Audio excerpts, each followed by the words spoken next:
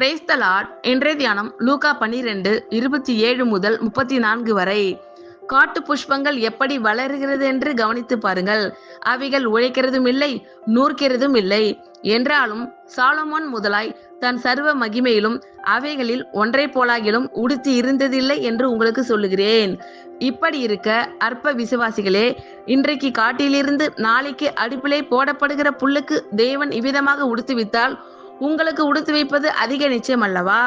ஆகையால் எண்ணத்தை உண்போம், எண்ணத்தை குடிப்போம் என்று நீங்கள் கேளாமலும் சந்தேகப்படாமலும் இருங்கள். இவைகளை எல்லாம் உலகத்தார் நாடி தேடுகிறார்கள். இவைகள் உங்களுக்கு வேண்டியவைகள் என்று உங்கள் பிதாவானவர் அறிந்திருக்கிறார். தேவனுடைய ராஜ்யத்தையே தேடுங்கள், அப்பொழுது இவைகள் எல்லாம் உங்களுக்கு கூட கொடுக்கப்படும். பயப்படாதே சிறுமந்தையே, உங்களுக்கு ராஜ்யத்தை கொடுக்க உங்கள் பிதா பிரியமாய் இருக்கிறார்.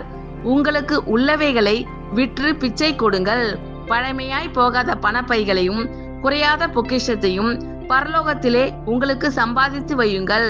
அங்கே திருடன் அணுகுகிறதும் இல்லை, பூச்சி கெடுக்கிறதும் இல்லை. உங்கள் பொக்கிஷம் எங்கே இருக்கிறதோ அங்கே உங்கள் இருதயமும் இருக்கும். ஆமென். கர்த்தர் உங்கள் அனைவரையும் ஆசீர்வதிப்பாராக. God bless you all.